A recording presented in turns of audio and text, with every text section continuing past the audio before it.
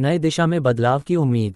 एक छोटे से गांव में जहां सब कुछ धीरे धीरे अपनी रफ्तार से चलता था, वहां के लोग अपनी रोजमर्रा की जिंदगी में खुश थे, लेकिन उनके दिलों में एक गहरी चिंता भी थी। गांव में गरीबी, बेरोजगारी और असमानता के लक्षण धीरे धीरे बढ़ रहे थे। किसान अपने खेतों से खुश नहीं थे क्योंकि उन्हें उनकी मेहनत का सही मूल्य नहीं मिल रहा था। छोटे दुकानदार, जो कभी गांव की धड़कन हुआ करते थे, अब बड़े व्यापारिक कंपनियों के सामने असहाय महसूस कर रहे थे। यह गांव एक उदाहरण था उन सैकड़ों गांवों का जो इस दुनिया में हैं और जहां के लोग मानवीय मूल्यों का सम्मान करते हुए समाज में बदलाव की आशा रखते हैं। गांव के सबसे बुजुर्ग व्यक्ति श्री रामनिवास जी, जो हमेशा गांव के मामलों में हस्तक्षेप करते थे, वह इस समस्या को लेकर चिंतित थे। उनका मानना था कि अगर हमें बदलाव लाना है तो हमें न सिर्फ बाहरी आर्थिक संरचनाओं को चुनौती देनी होगी, बल्कि आंतरिक बदलाव भी जरूरी है। रामनिवास जी ने अपने जीवन के अधिकांश हिस्से में भारतीय सनातन पद्धतियों के बारे में सुना और उसे महसूस किया था। उनका विश्वास था कि सनातन पद्धति, जो आत्मनिर्भरता, सहयोग और सामूहिक जिम्मेदारी पर आधारित है, आज के पूंजीवादी और साम्यवादी ढांचे से कहीं अधिक स्थिर और टिकाऊ हो सकती है। लेकिन उन्हें यह भी पता था कि यह विचार जब तक व्यापक स्तर पर नहीं फैलेंगे, तब तक यह केवल एक सपना रहेगा। गांव में एक और युवा था, अर्जुन, जो अपनी उच्च शिक्षा के बाद एक बड़े शहर में काम कर रहा था। लेकिन उसे वहां की तेज रफ्तार और केवल लाभ की खोज में लगे समाज से कोई सुकून नहीं मिलता था। वह हमेशा सोचता था कि क्या कुछ ऐसा किया जा सकता है जो समाज की असल ज़रूरतों को पूरा करे। एक दिन अर्जुन ने अपने गांव लौटने का फैसला किया और रामनिवास जी से इस विषय पर बातचीत करने आया। रामनिवास जी, मैं शहर में काम कर रहा था, लेकिन वहां जो हो रहा है वह मुझे सही नहीं लगता। लोग केवल पैसे की दौड़ में लगे हैं और असली खुशियां और संतुलन कहीं खो गए हैं, अर्जुन ने कहा। रामनिवास जी मुस्कुराए और बोले, तुम ठीक कहते हो बेटा, यह वही समस्या है जो हर जगह है।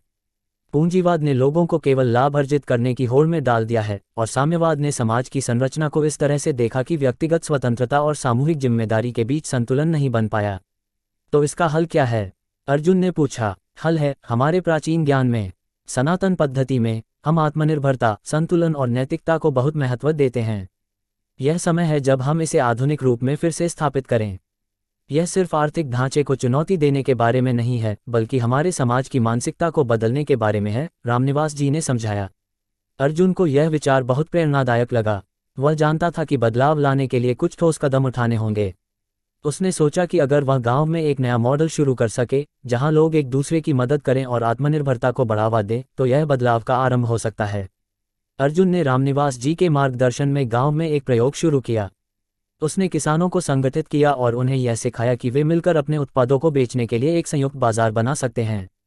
इसके अलावा उसने छोटे दुकानदारों के लिए एक नेटवर्क तैयार किया जिससे वे बड़े व्यापारियों से प्रतिस्पर्धा कर सकें। गांव के लोग पहले तो थोड़े संकोच में थे, लेकिन जब उन्होंने देखा कि उनके उत्पादों को अब बेहतर दाम मिल रहे हैं और वे एक दूसरे की मदद कर रहे हैं, तो उनका आत्मविश्वास बढ़ा। अर्जुन ने गांव में शिक्षा, स्वास्थ्य और पर्यावरणीय पहलुओं पर भी ध्यान दिया ताकि यह बदलाव स्थायी हो सके।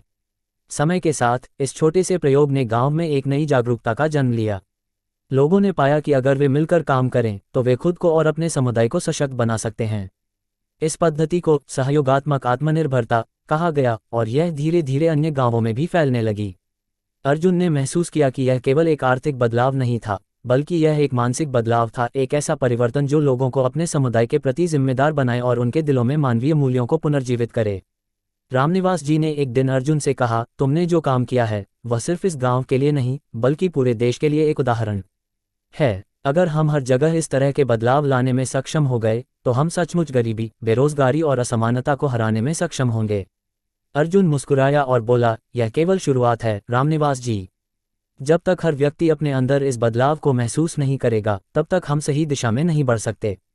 गांव में यह नई पद्धति धीरे धीरे सफल होती गई और यह एक व्यापक आंदोलन का हिस्सा बन गई, जिसने सिर्फ आर्थिक ढांचे को ही नहीं, बल्कि समाज के मानसिक और सांस्कृतिक ढांचे को भी चुनौती दी।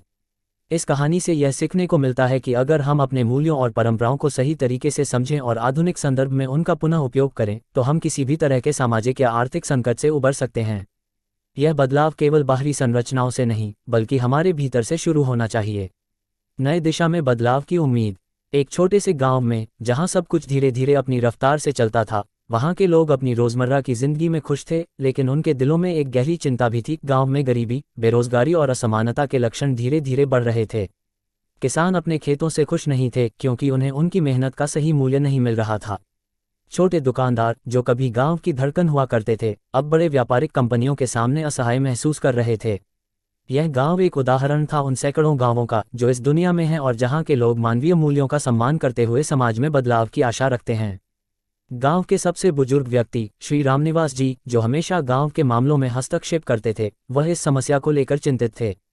उनका मानना था कि अगर हमें बदलाव लाना है तो हमें न सिर्फ बाहरी आर्थिक संरचनाओं को चुनौती देनी होगी, बल्कि आंतरिक बदलाव भी जरूरी है।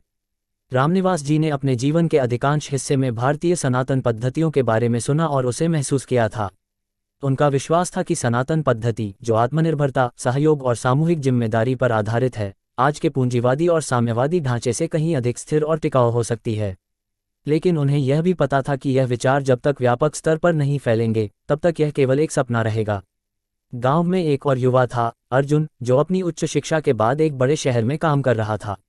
लेकिन उसे वहां की तेज रफ्तार और केवल लाभ की खोज में लगे समाज से कोई सुकून नहीं मिलता था। वह हमेशा सोचता था कि क्या कुछ ऐसा किया जा सकता है जो समाज की असल ज़रूरतों को पूरा करे।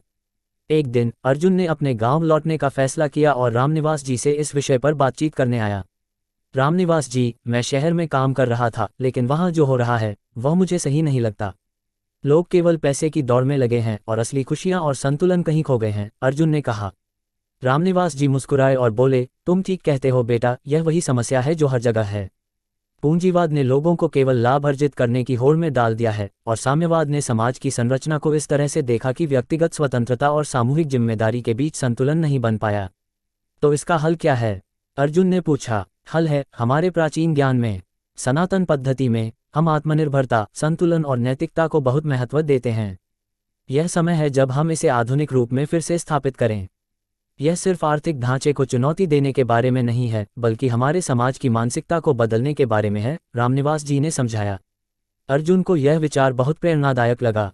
वह जानता था कि बदलाव लाने के लिए कुछ ठोस कदम उठाने होंगे। उसने सोचा कि अगर वह गांव में एक नया मॉडल शुरू कर सके, जहां लोग एक दूसरे की मदद करें और आत्मनिर्भरता को बढ़ावा दें, तो यह बदलाव का आरंभ हो सकता है। अर्जुन ने रामनिवास जी के मार्गदर्शन में गांव में एक प्रयोग शुरू किया। उसने किसानों को संगठित किया और उन्हें यह सिखाया कि वे मिलकर अपने उत्पादों को बेचने के लिए एक संयुक्त बाजार बना सकते हैं। इसके अलावा उसने छोटे दुकानदारों के लिए एक नेटवर्क तैयार किया, जिससे वे बड़े व्यापारियों से प्रतिस्पर्धा कर सकें। गांव के लोग पहले तो थोड़े संकोच में थे, लेकिन जब उन्होंने देखा कि उनके उत्पादों को अब बेहतर दाम मिल रहे हैं और वे एक दूसरे की मदद कर रहे हैं, तो उनका आत्मविश्वास बढ़ा। अर्जुन ने गांव में शिक्षा, स्वास्थ्य और पर्यावरणीय पहलुओं पर भी ध्यान दिया, ताकि यह बदलाव स्थायी हो सके। समय के साथ इस छोटे से प्रयोग ने गांव में एक नई जागरूकता का जन्म लिया। लोगों ने पाया कि अगर वे मिलकर काम करें तो वे खुद को और अपने समुदाय को सशक्त बना सकते हैं। इस पद्धति को सहयोगात्मक आत्मनिर्भरता कहा गया और यह धीरे धीरे अन्य गांवों में भी फैलने लगी। अर्जुन ने महसूस किया कि यह केवल एक आर्थिक बदलाव नहीं था, बल्कि यह एक मानसिक बदलाव था, एक ऐसा परिवर्तन जो लोगों को अपने समुदाय के प्रति जिम्मेदार बनाए और उनके दिलों में मानवीय मूल्यों को पुनर्जीवित करे। रामनिवास जी ने एक दिन अर्जुन से कहा, तुमने जो काम किया है वह सिर्फ इस गांव के लिए नहीं, बल्कि पूरे देश के लिए एक उदाहरण है। अगर हम हर जगह इस तरह के बदलाव लाने में सक्षम हो गए, तो हम सचमुच गरीबी, बेरोजगारी और असमानता को हराने में सक्षम होंगे। अर्जुन मुस्कुराया और बोला, यह केवल शुरुआत है रामनिवास जी। जब तक हर व्यक्ति अपने अंदर इस बदलाव को महसूस नहीं करेगा, तब तक हम सही दिशा में नहीं बढ़ सकते। गांव में यह नई पद्धति धीरे धीरे सफल होती गई और यह एक व्यापक आंदोलन का हिस्सा बन गई, जिसने सिर्फ आर्थिक ढांचे को ही नहीं, बल्कि समाज के मानसिक और सांस्कृतिक ढांचे को भी चुनौती दी। इस कहानी से यह सीखने को मिलता है कि अगर हम अपने मूल्यों और परंपराओं को सही तरीके से समझें और आधुनिक संदर्भ में उनका पुनः उपयोग करें, तो हम किसी भी तरह के सामाजिक या आर्थिक संकट से उबर सकते हैं। यह बदलाव केवल बाहरी संरचनाओं से नहीं, बल्कि हमारे भीतर से शुरू होना चाहिए।